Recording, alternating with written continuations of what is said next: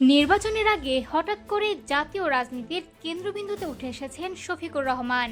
দীর্ঘদিন প্রান্তিক রাজনীতিতে থাকা এই চিকিৎসক ও জামায়াতে ইসলামীর আমির এখন প্রধানমন্ত্রী পদের অন্যতম আলোচিত প্রতিদ্বন্দ্বী। ঢাকার পোস্টার বিলবোর্ডে সাদা পোশাক ও দাড়িওয়ালা তার ছবি, বার্তা একটাই, আসন্ন বৃহস্পতিবারের নির্বাচনে ইসলামপন্থী নেতৃত্বের পক্ষে ভোট চাওয়া। ৬৭ বছর বয়সী শফিকুর রহমানের উত্থান অনেকের কাছেই বিস্ময়। একসময় মূলত দলীয় পরিসরে পরিচিত এই নেতা এখন জাতীয় মঞ্চে সরব। বিশ্লেষকদের মতে জামায়াতের নেতৃত্বাধীন জোট এবারের নির্বাচনে সাবেক মিত্র বিএনপির সঙ্গে শক্ত প্রতিদ্বন্দ্বিতা গড়ে তুলতে পারে। ২০২৪ সালের গণঅভ্যুত্থানের পর শেখ হাসিনার পতনের পর এটি দেশের প্রথম জাতীয় নির্বাচন, যা রাজনৈতিক সমীকরণকে নতুনভাবে সাজিয়েছে।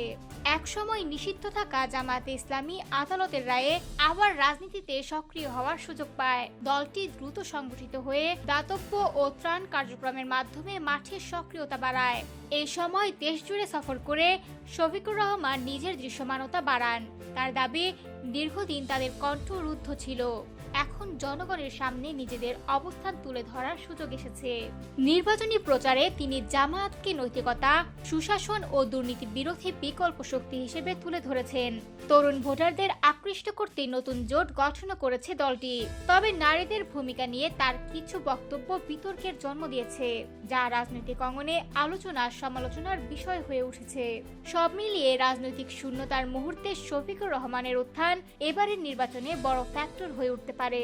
এখন দেখার বিষয়, ভোটের মাঠে এই উত্থান কতটা বাস্তব ফলাফলে রূপ নেয়।